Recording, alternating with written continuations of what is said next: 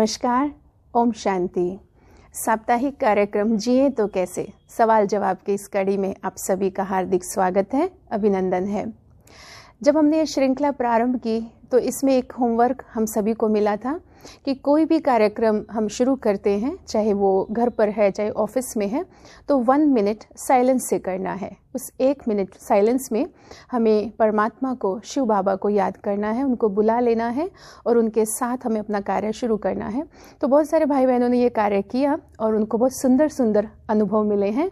जो सभी दर्शक ये एपिसोड देख रहे हैं, सुन रहे हैं, उनसे भी अनुरोध रहेगा कि वो भी कोई भी कार्य शुरू करते हैं तो परमात्मा की याद से 1 मिनट साइलेंस से शुरू करें। आपके बहुत सारे प्रश्न हमारे पास पहुँचे हैं और आपके उन प्रश्नों का जवाब देने का आज हम प्रयास कर रहे हैं। आपके सभी प्रश्नों का जवाब देने के लिए हमेशा की तरह हमारे साथ उपस्थित हैं वरिष्ठ राजयोग शिक्षिका आदरणीय सुनीता दीदी जी। दीदी जी, आपका हार्दिक स्वागत है, अभिनंदन है। शुक्रिया जी।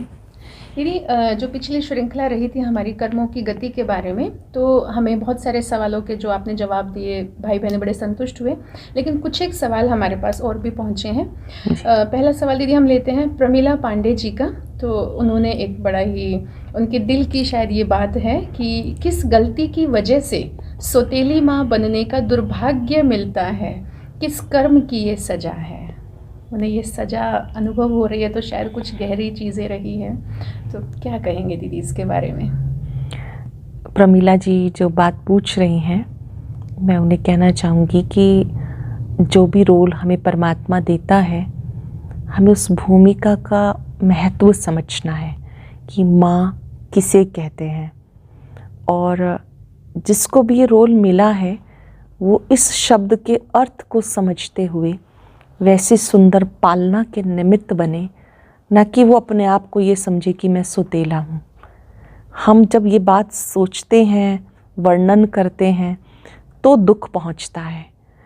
ईश्वर ने हम सबको इस सृष्टि रूपी रंगमंच पर भेजा है कि हम अपना कर्तव्य ठीक रीति से करें। हम इसे कर्मों की सज़ा नहीं कहें, बल्कि हम ये कहें कि परमात्मा ने मुझे ये जो पार्ट दिया है, मैं इसको इतना सुंदर प्ले करूं कि सबको संतुष्टता मिले। जो कर्म है वो सुख या दुख का कारण बनता है, लेकिन उसको हम इसके साथ जोड़े नहीं कि भी मेरे को कोई ख़राब रोल मिला है। नहीं, अगर किसी को ऐसा रोल मिलता है तो उसको भी प्यार से स्वीकार करके इस पद पर रहकर मुझे करना क्या है वो हम सोचें। बार बार ये ना सोचें कि भाई मेरे को यहाँ पे सौतेली माँ बनने का अवसर मिला या ये क्यों कहा गया। इसमें सौतेली माँ को उन्होंने दुर्भाग्य कहा है। हाँ, दुर्भाग्य ना समझ के हम अपने कर्तव्य की तरफ चले तो ज़्यादा अच्छा रहेगा कि इस माँ शब्द के साथ कितने कर्तव्य जुड़े हैं। अच्छी भावनाएं, सच्चा स्नेह देना, दूसरे की फीलिंग को समझना, करुणा में बन के रहना, वो कर्तव्य हम करते चले।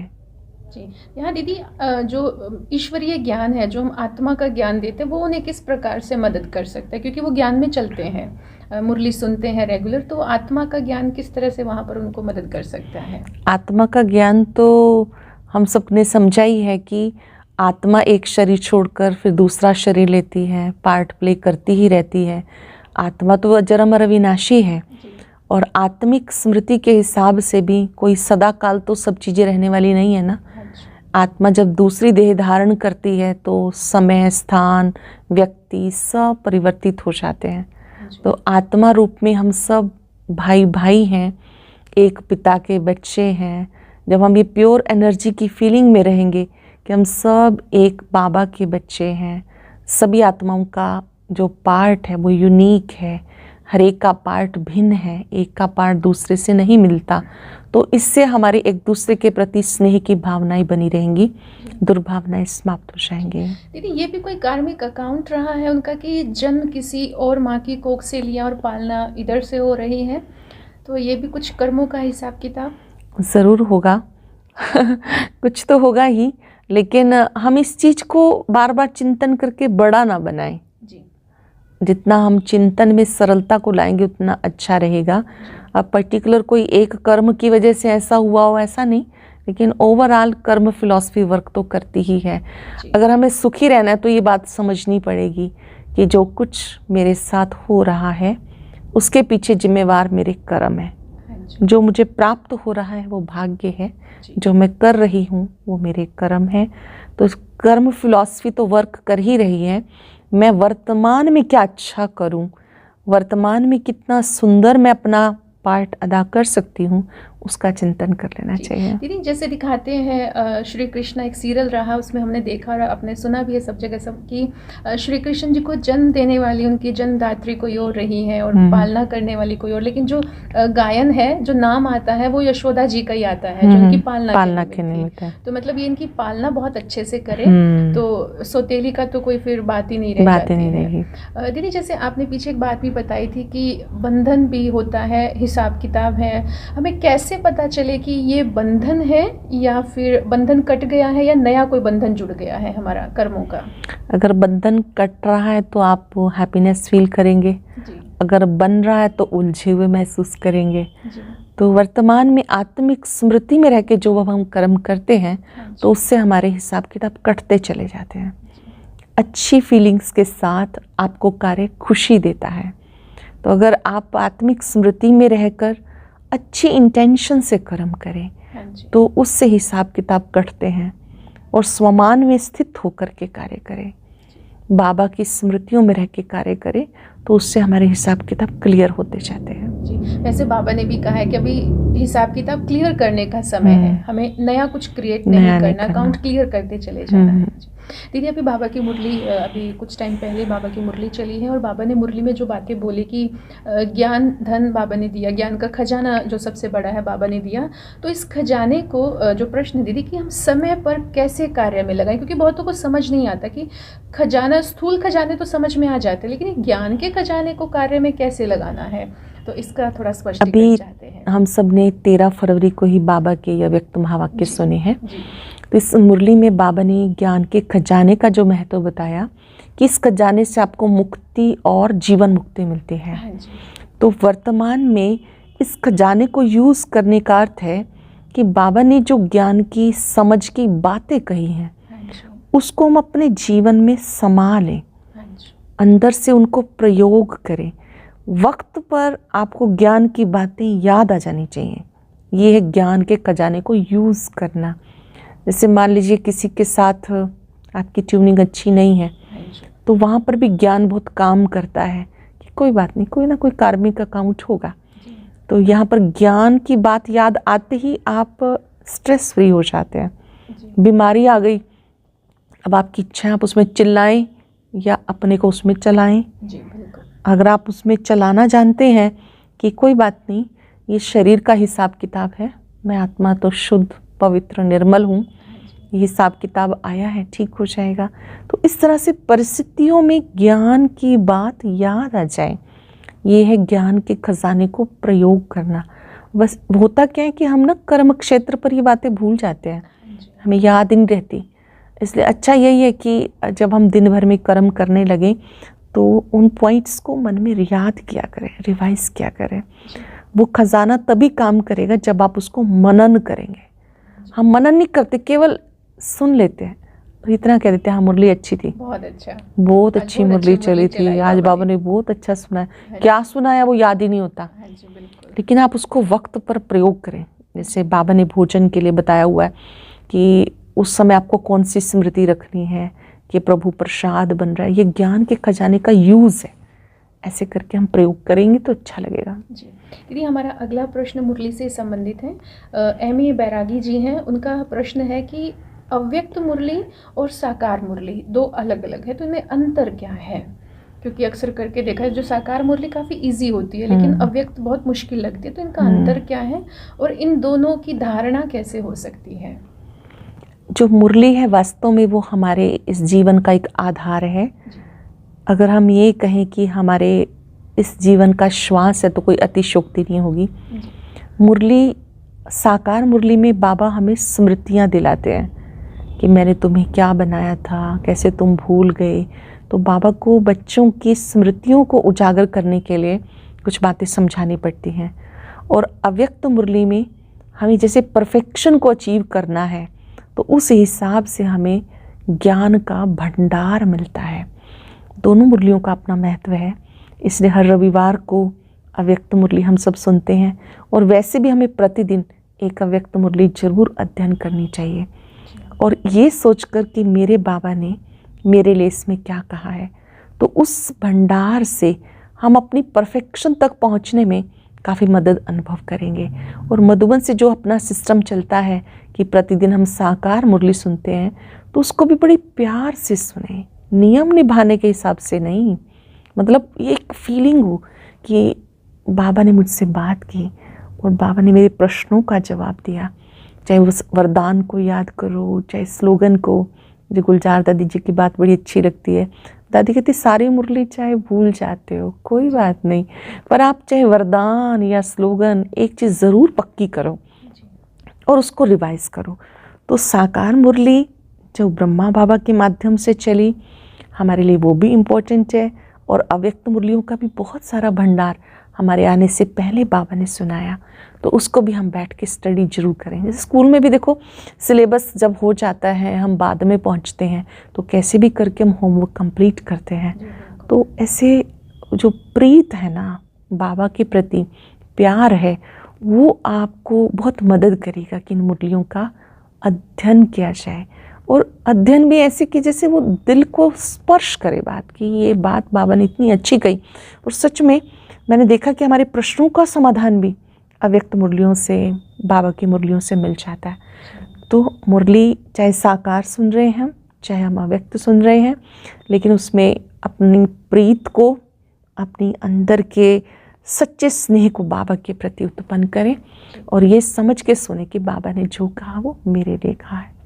दीदी, दोनों मुरलियाँ शिव बाबा सुनाते हैं या ब्रह्मा बाबा भी सुनाते हैं कोई मुरली, ऐसा कुछ?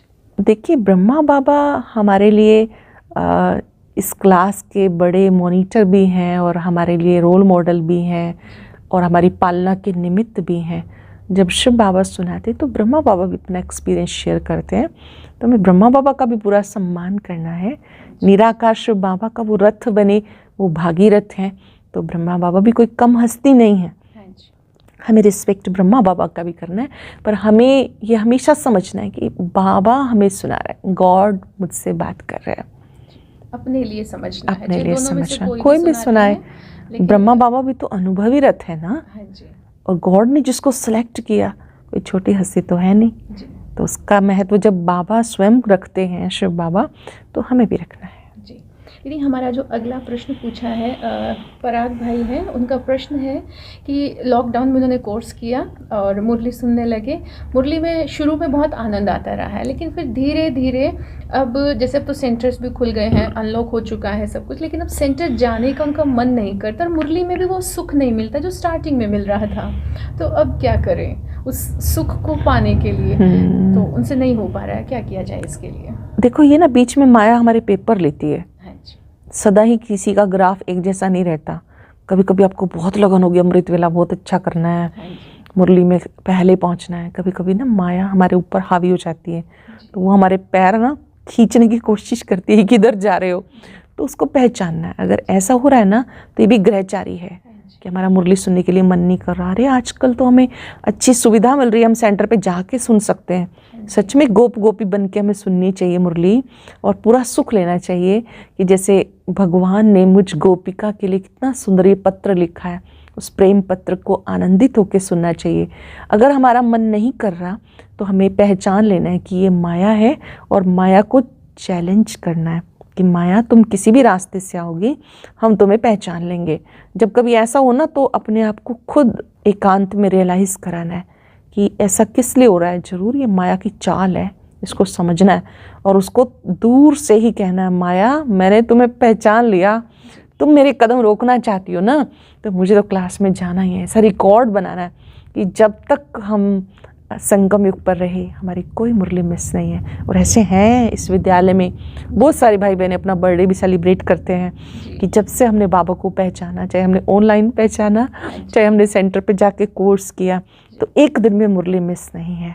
अगर ऐसा बीच में थोड़ा सा भी लेजीनेस आने लगे, तो माया को दूर से कहना है कि सर्वशक्तिवान बाबा मेरे साथ है और मैं तुम्हें परास्त करके ही रहूँगा। दीदी, क्या सेंटर पर जाकर मुरली सुनना अनिवार्य है? जी देखिए, इस जैसा सुख तो कोई होता नहीं है जी। बाबा अक्सर मुरलियों में स्पष्ट करते हैं कि मधुबन में जब आप मुरली सुनते हैं तो कितना सुख होता है। मुरली का जो आनंद है ना, वो संगठन में जाके सुनने में ही है। सुख मिलता है, आंतरिक सुख मिलता है। देखिए, परिस्थितियाँ ऐसी हो जाती हैं, कई बार हम नहीं जा पाते सेंटर, वो एक अलग बात है। उसमें तो आजकल भी सबने घर बैठ के ही क्लासेस की लॉकडाउन में, लेकिन अभी जब हमें लग रहा है कि अभी ठीक है तो हमें सेंटर पे ज़रूर जाना है, क्योंकि वहाँ पर जाकर क्या है, केवल मुरली ही नहीं मिलती आपको, आपको अपना अलौकिक परिवार का बल मिलता है, जिसको हम दैवी परिवार कहते हैं। और जो हमारी निमित्त बहनें हैं वो हमें दृष्टि देती हैं, उनकी पालना मिलती है, प्रसाद मिलता है, टोली मिलती है। अब आप ऑनलाइन सुनेंगे तो थर्सडे का प्रसाद तो मिल ही नहीं सकता, मिस हो जाएगा। स्थान का भी काफी स्थान का रहता है। आप वाइब्रेशंस बहुत काम करते हैं। ऑनलाइन तो वो वाइब्रेशंस कैच नहीं कर सकते ना, प्रसाद मिल सकता है, नई दीदियों की वो पालना, वो दृष्टि प्यार। नहीं तो सेंटर पर जाकर के सुनना जरूरी है, उससे बहुत सारे बेनिफिट्स मिलेंगे। आपस में शायद भाई बहनों की चर्चाएं भी होंगी। हाँ, एक दूसरे से मिलके भी अच्छा लगता है, कौन क्या पुरुषार्थ कर रहा है। फिर जाके हम थोड़ी बहुत सेवा भी करते हैं कभी कभी अपने हाथों से, तो बड़ा अच्छा लगता है। जिस क्लासरूम में हम पढ़ते हैं, अगर हम अपने हाथों से सफाई करते हैं तो हमारा एक सब्जेक्ट इसमें भी कवर होता है कि हमने सेवा की अपने हाथों से। और मेडिटेशन रूम में जाके हमने योग किया स्पेशल मुरली के बाद, तो योग वाला सब्जेक्ट भी कवर होता है। 4 सब्जेक्ट जो हैं हमारे, ज्ञान, योग, धारणा, सेवा, तो सेंटर पर जाने से हमारी एक ऑलराउंड डेवलपमेंट होती है। लेकिन अगर कोई परिस्थिति ऐसी हम नहीं जा सकते, मान लो किसी का स्वास्थ्य ठीक नहीं है, तन साथ नहीं दे रहा, कोई बात नहीं, फिर तो फ़ोन पे भी सुन ही रहे हैं ना, फिर तो चल ही रहा है। दीदी, बाबा अक्सर मुरली में कहते हैं कि किसी का भी दिल नहीं दुखाना, हमें सबको सुख देना है, सुख लेना है। तो कविता जी का प्रश्न है कि जैसे वो अब ज्ञान में चल रही है, लेकिन वो है कि परिवार सारा है उनके साथ में, कहीं भी शादी वगैरह में जाना, किसी पार्टी फंक्शन में, तो नियम है कि वे बाहर का भोजन नहीं खाना, शुद्ध भोजन खाना है। लेकिन अगर वहाँ जाते हैं तो फिर शुद्ध भोजन नहीं मिलेगा, वहाँ तो सारा वही बना हुआ है। और फिर बाबा कहते हैं कि शुद्ध भोजन धारना है, नहीं खाना है, लेकिन अगर नहीं खाते तो उनका दिल दुखता है परिवार वालों का, तो वो क्या करें? कविता जी ने बाबा की मुरलियाँ सुनी होंगी, हाँ, पढ़ी भी होंगी। बाबा ने ये भी कहा कि मर्यादा तोड़कर किसी को सुख नहीं देना। अगर आप किसी को मर्यादा तोड़ के सुख देना चाहते हो, वो सुख नहीं, वो दुख हो जाता है। अब जब आप कोई अच्छी चीज़ अपनाएंगे, मान लीजिए आपने सोचा कि हमें तो शुद्ध खाना खाना है, बाबा की याद में बना हुआ, तो जब आप कहीं बाहर जाएंगे तो आपको वैसा भोजन तो मिलेगा नहीं। तो अच्छा है उनको प्रेम से समझा दिया जाए कि हम भोजन करके आए हैं, और कहीं जाओ तो वैसे खा के अच्छे से फिट होके ही जाना चाहिए। कहीं आप जाते, ठीक है, आप जल लो, फल लो, उनके साथ कंपनी निभाने के लिए, उन्हें कट ऑफ नहीं करो, मिलके चलो उनके साथ। लेकिन अगर कभी आपको डॉक्टर मना कर देता कि आपने ये चीज़ नहीं खानी, तब भी तो हम उसे निभाते हैं ना। और अपनी हेल्थ को भी सामने रखते हुए हम सबको सात्विक आहार ही लेना चाहिए। और आजकल लोग इन चीज़ों को समझने लग गए हैं कि वक्त पर भोजन करना चाहिए, सात्विक भोजन करना चाहिए। और हमारे इन नियमों से अगर किसी को दुख पहुंचता है तो मेरे ख्याल से कहीं हमने ऐसे उनको स्पष्ट नहीं किया है कि ऐसा हम क्यों कर रहे हैं। इन सब चीज़ों को हमें प्यार से हैंडल करना चाहिए, उनको बता देना चाहिए कि हमने ये अपने जीवन का कुछ समय के लिए व्रत लिया है, हम मेडिटेशन के द्वारा अपने जीवन को अच्छा बनाने का प्रयास कर रहे हैं, हेल्थ में भी इम्प्रूवमेंट हो रही है, तो हम वक्त पर भोजन करते हैं। बाकी हम आपकी सब चीज़ों का सम्मान करते हैं। हम आपके साथ जल ले सकते हैं, फल ले सकते हैं, नारियल पानी ले सकते हैं, और इस तरह से करेंगे तो समझने लगेंगे।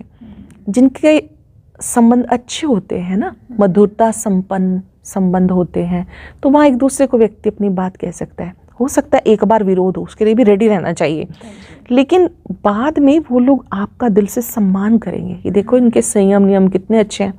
अब दिन में आप 10 जगह गए, हर जगह कहीं कहीं कुछ खाते रहो, फिर तो आपको डॉक्टर साथ ही रखना पड़ेगा क्योंकि आप सबको खुश करने के चक्कर में लगे और अपने आप को, आप खुद को डिस्टर्ब कर रहा है।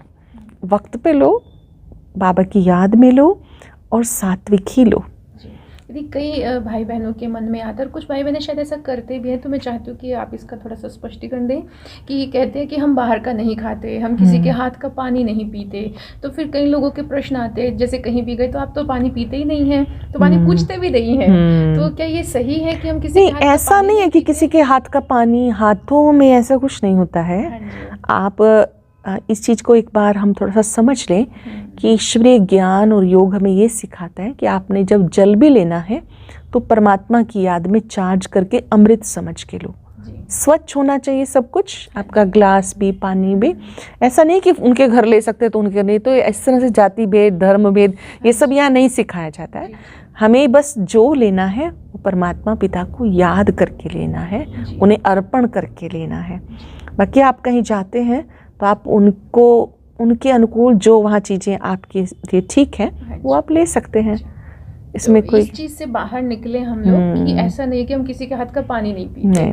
क्योंकि यहाँ तो आत्मा की बात सिखाई जाती है, तो किसी के हाथ की तो बात ही नहीं है। जी दीदी, आज के महावाक्यों में बाबा ने एक बात कही कि आप ब्राह्मण जाति के हैं, तो कई भाई बहनों ने प्रश्न पूछा है कि जाति बाबा ने भी कहा है, और जबकि कहते हैं जाति तो यहाँ नहीं, जाति भेद तो है नहीं, पर बाबा का जो भाव है ना मुरलियों में, वो समझने वाला होता है। बाबा ने कहा कि अब आप ना ब्राह्मण कुल में आ गए हो, ब्राह्मण परिवार में आ गए हो, तो आपको ये नशा होना चाहिए कि मैं ब्रह्मा मुख वंशावली ब्राह्मण हूँ। मतलब हम पहले से अब परिवर्तित हो गए, पहले हम क्या थे और अब हम क्या बन गए, इस चीज को मैं महसूस करना। बाकी यहाँ कोई ऐसे जाति वाली की बात नहीं, शब्द तो इसका अर्थ समझना है। क्योंकि बहुत बार दीदी ऐसे शब्द पकड़ लिए जाते हैं और अर्थ उनका अलग होता है, तो समझ नहीं पाते हैं। जी दीदी, आज आपने बहुत अच्छे जो सवाल रहे उनका बहुत सुंदर जवाब दिया है। और दीदी हम चाहेंगे, क्योंकि सभी दर्शकों की बड़ी इच्छा रहती है कि आप जो लास्ट में मेडिटेशन कराते हैं तो सबको उसमें बहुत आनंद आता है। दीदी आज फिर से वो थोड़ी सी अनुभूति आप हमें करा दीजिए। ज़रूर। अभी कुछ पल के लिए हम अपने मन को चारों तरफ से समेटकर शुभ चिंतन में एकाग्र करें।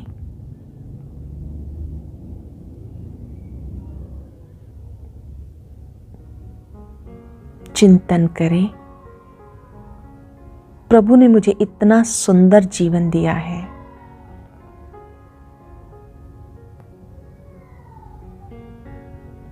क्या मैं अपने जीवन में खुश और संतुष्ट हूं?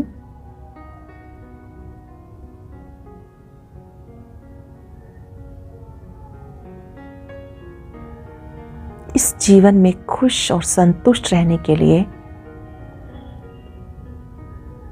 मुझे स्वयं अपने लिए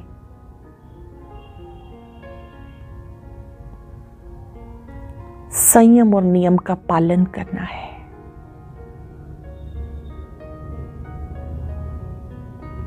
संयम और नियम इस जीवन की शोभा है।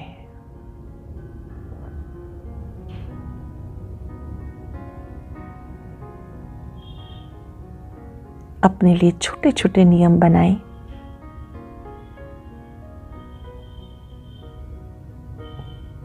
कुछ भी खाने से पहले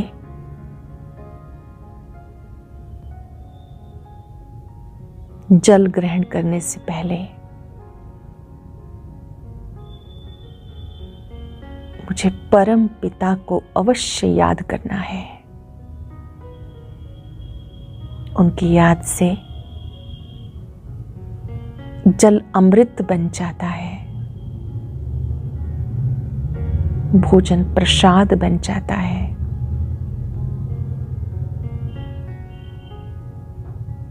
खुद ही खुद से वायदा करें, मुझे अपने हर कर्म में बाबा को साथ रखते हुए अपने इस जीवन में खुश और संतुष्ट रहना है।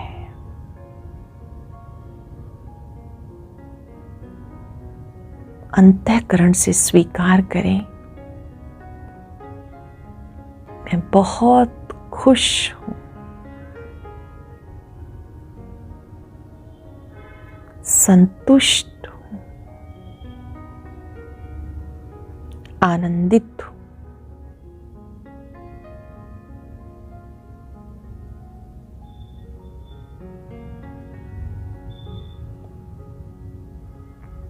सूर्य के प्रकाश की तरह बाबा का पवित्र प्रकाश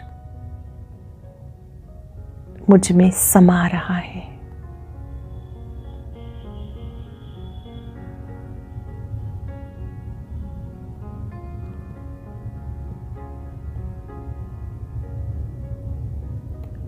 ओम शांति शांति शांति।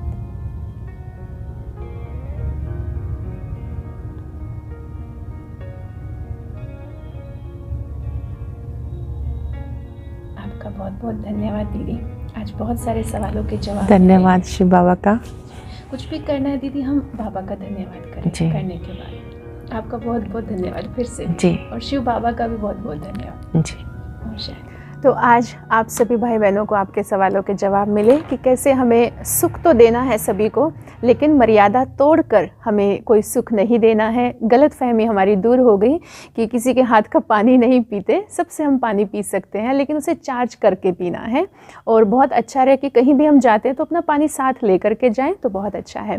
तो आपके सवालों के जवाब कुछ मिले हैं, कुछ एक अभी भी बाकी हैं जिन्हें हम आगे भी लेते रहेंगे। और आपके अन्य जो भी सवाल हैं आप हमें व्हाट्सएप कर सकते हैं। हमारा व्हाट्सएप नंबर है 9050740354 और आप हमें ईमेल भी कर सकते हैं। हमारा ईमेल आईडी है bkhuda176@gmail.com। अगले सप्ताह आप सबसे फिर मुलाकात होगी। तब तक के लिए अपना व अपनों का ख्याल रखिए। धन्यवाद। ओम शांति।